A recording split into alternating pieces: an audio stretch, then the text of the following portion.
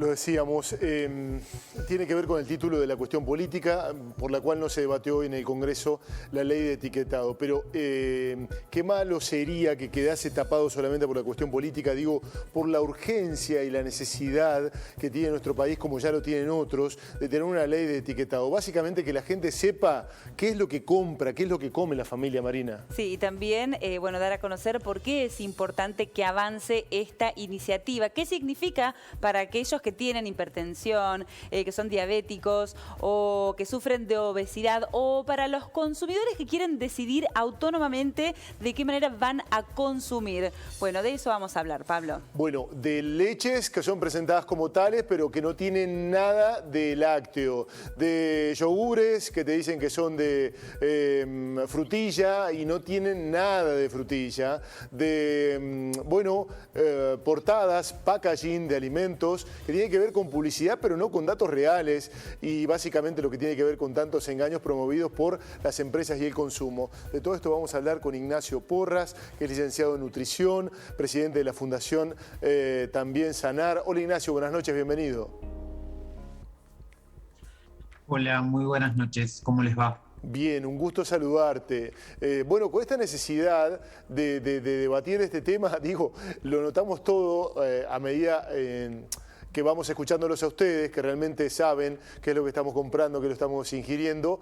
El nivel de desconocimiento que tenemos, ¿no? Sí, hay un nivel de desconocimiento muy grande porque acceder a la información hoy en día en Argentina es muy difícil. Solamente el 13% de la población argentina lee y entiende las etiquetas tal cual como las tenemos hoy en día. Y a la vez hay una dificultad muy marcada al momento de tratar de obtener cierta información. Muchas veces la información, como por ejemplo el detalle de ingredientes, está en el pliegue de los envases. Y también hay veces que se generan o se eligen desde la industria alimentaria contrastes que no permiten leer correctamente. Imagínense que tal vez a una persona joven le cuesta leerlo, pónganlo en ejemplo en personas más adultas, con Claro. tal vez la visión más deteriorada, hipertensos, por ejemplo, gente que tal vez supera los 50, 60 años, le es mucho más complejo poder acceder a esa información. Y estamos decidiendo lo que compramos en menos de 13 segundos. 13 segundos, qué dato ese. Vamos a entrarnos después en la cuestión del Congreso, pero yo quiero avanzar sobre el tema porque hay algunas cuestiones sustanciales que me parece que la gente tiene que saberlo ya ahora. El tema, por ejemplo, yo, padre de adolescentes, en algún lado me vendieron que los turrones que te ponen en la entrada y la salida del supermercado son sanos. Y nos enteramos que nada que ver. Nos enteramos lo que pasa con los lácteos, el nivel de azúcar que tiene toda la comida. Contanos un poco de eso para que la gente se entere. Bien, todos estos productos, que son a los que llamamos ultraprocesados, que apenas tienen rastros, a veces ni siquiera tienen rastros de alimentos naturales, son diseños comestibles que elabora la industria alimentaria, generalmente con excesos de la producción primaria. Vamos a identificar estos productos como componentes, tienen algún tipo de harina refinada, algún tipo de azúcar refinado, algún tipo de grasa o aceite refinada y sal. Lo que los diferencia es el gran abanico de aditivos utilizados, lo que le va a dar color diferente, textura diferente, aroma, sabor diferente, pero estamos comiendo lo mismo: harinas, azúcares, sal y algún tipo de grasa refinada. Entonces, en esta idea de que estamos comiendo variedad, la gente se confunde. Y estamos comiendo simplemente siempre el mismo tipo de producto. En ese tipo de producto se esconden grandes concentraciones de nutrientes críticos. Y muchos de esos nutrientes críticos no se tallan, como por ejemplo los azúcares. Hoy la industria alimentaria no está obligada a contarnos cuánto azúcar añade un diseño comestible. Entonces, creemos que le estamos dando a cualquier niño un yogur como un alimento saludable, y es un producto que esconde hasta 8 cucharadas por pote. El máximo recomendado por día para un adulto son 6 cucharadas de azúcar, y le estamos dando 8 en un yogur a un niño. Consultarte. Entonces, si el auge sí.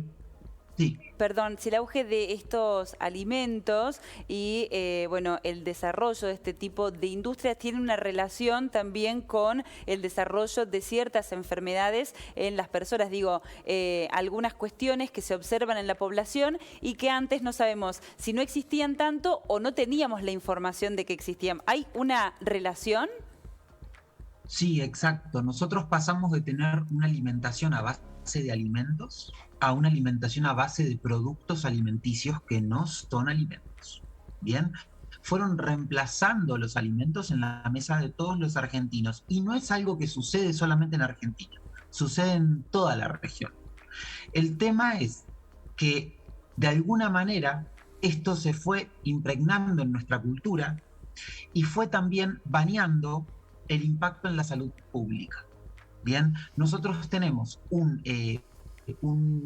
digamos, un abanico de patologías crónicas relacionadas con el consumo en exceso de estos nutrientes críticos. Cuando hablamos de patologías crónicas o de enfermedades crónicas no transmisibles, nos referimos a diabetes tipo 2, a, por ejemplo, hígado graso, a problemas cardiovasculares, cáncer. Todos se relacionan con la forma en la que comemos.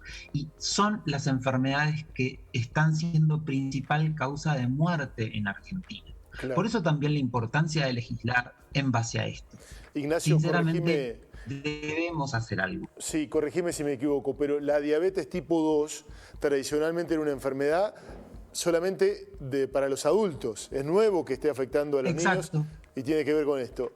Te quiero seguir preguntando sobre cuestiones puntuales, porque vos acabas de decir, y me parece que es la clave de todo esto, cómo estamos reemplazando los verdaderos alimentos por otros que no son tal cosa, no son tal cosa. ¿Por qué no nos contás algunos puntualmente? Y, por ejemplo, esto de que puedas aumentar el tamaño de una hamburguesa o de lo que te rinde la hamburguesa metiéndole harina de soja refinada con aditivos que exaltan el sabor, o sea, como tratando de, o por ejemplo esto que en un comienzo mencionabas, leche que no es leche, sino alimento a base de, y que se ofrecen en la misma góndola, bajo un mismo packaging, que nada advierte, solamente la denominación del producto, que se cubre legalmente diciendo que es un alimento a base de, pero usa todas las estrategias del marketing del alimento real. Claro, claro. Bueno, ese es un dato central. Y pasa lo mismo con los yogures. Un yogur te ofrece, te muestra una fruta en su empaque, te lo muestra, te lo grafica. Los caramelos masticables utilizan frutas para venderse. Claro. O sea, y no pasaron de 10 kilómetros con una fruta. Claro. Este es un tema central. Bueno, porque además sería más caro si tuvieran frutas en vez de conservantes y de saborizantes y de aromatizantes, ¿no? Sería mucho más caro que si tuvieran realmente la fruta. Pero digo, la gente tiene que saber que lo que se ve en el packaging, en la portada, es una publicidad. Por más que te pongan a alguien flaco, a alguien entrenando, a alguien corriendo, pero es una publicidad. Exacto. Y, exacto. Pero son esas señales las que de alguna forma cargan de naturalidad a un producto que no lo es. Si ustedes prestan atención, cuando vemos estos untables de avellana dulce, para no decir marcas, o vemos publicidades de quesos untables o demás, siempre van a ver una frutera cerca, siempre. Y eso tiene que ver porque en el marketing, en lo que es el neuromarketing y cómo nos estudian, esos productos naturales cargan de naturalidad al producto diseñado. Claro. Es para volverlo más amable, para volverlo más saludable. Eso es engaño.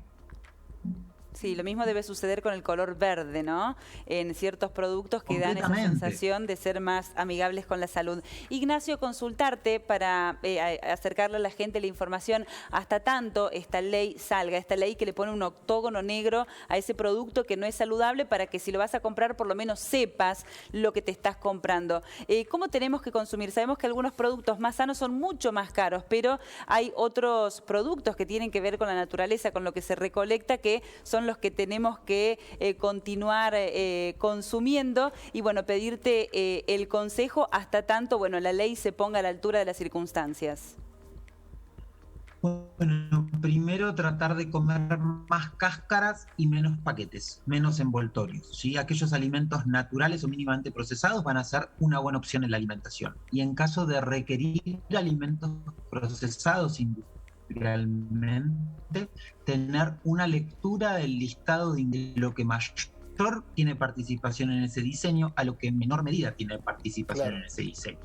Bien, y un consejo muy importante es que si en ese listado de ingredientes encontramos algo que no podemos tener ni en la alacena ni en la heladera, porque no tendríamos ni idea dónde comprarlo, mejor dejarlo en la góndola. Está muy bien eso, Muy bien. está muy bien. Te pido algunas cuestiones porque nos están preguntando y me parecen súper interesantes y queremos aprovechar que te tenemos. El tema de los jugos, que mucha gente se cree que son saludables. ¿Qué pasa con el azúcar que tienen? Lo decíamos recién, lo que tiene que ver también con los edulcorantes. La gente se cree que es mucho, tanto más sana que el azúcar. Contanos un poquito de eso. Bueno, jugos podemos tener jugos en polvo que reconstituimos. Esos jugos en polvo son completamente dañinos, incluso tienen colorantes como la tartrazina o el amarillo caso, que están relacionados íntimamente con, digamos, hiperactividad en niños y niñas, y están prohibidos en otros países. Después, por ejemplo, en los que son jugos o exprimidos, tenemos una concentración de azúcares libres muy grande. Nadie se come 10 naranjas y posiblemente sea la cantidad de fruta que requiere un vaso de jugo exprimido. Entonces estamos consumiendo una concentración de azúcar muy grande. Si eventualmente lo hacemos en nuestras casas, tal vez no tenga impacto. Pero si nosotros tenemos un consumo frecuente de esos diseños comestibles o un jugo exprimido que puede tener, como decir, bueno, pero es solo fruta exprimida. Sí, pero también es un concentrado de fruta, que es un concentrado de azúcar de la fruta, que no es normal que lo lleguemos a consumir comiendo la fruta tal cual, con su matriz completa. Por otro lado, los edulcorantes que mencionás no son algo que nos puedan, primero que no es algo inocuo. O sea, son ofrecidos como algo inocuo, están permitidos por la legislación actual, pero no son recomendables en niños porque generan preferencia por lo dulce. Y en adultos, de acuerdo al tipo de edulcorante, podemos encontrar que generan disbiosis, es decir, que esta microbiota o la flora bacteriana, de acuerdo a cómo lo conozcan, alterada, teniendo mayor proliferación de bacterias negativas, ¿bien? De que son patógenas. Y eso altera la permeabilidad intestinal y al alterar la permeabilidad intestinal nos baja las defensas. También hay ciertos edulcorantes que se relacionan con resistencia a la insulina y con mayor aumento de grasa en la zona visceral, que es grasa metabólicamente activa y es, digamos, que la de mayor riesgo cardiovascular.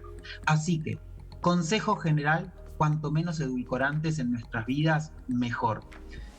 Cuantos menos azúcares consumamos, mejor. Línea general, cuando estamos, o si por ejemplo tenemos, esto es un consejo para cualquiera que lo quiera ejercitar, es bajar la expectativa de dulzor. Si por ejemplo le ponemos edulcorante en sobre a una infusión, ir bajando de a cuartos de sobre cada 4 o 5 días. Claro.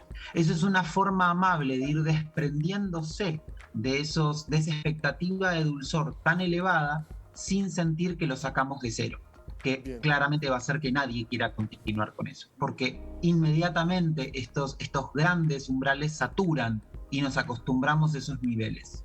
Entonces hay que hacerlo de manera gradual pero sostenida. Se puede perfectamente. Y hasta se logra después sentir la diferencia de un café torrado de uno que no está torrado. Torrado es el tostado en azúcar, ¿no? Sí, claro. Pero sí, claro. Eso es algo que se puede lograr si uno lo hace paulatinamente. No es necesario hacerlo de una forma que no sea amable, pero se puede.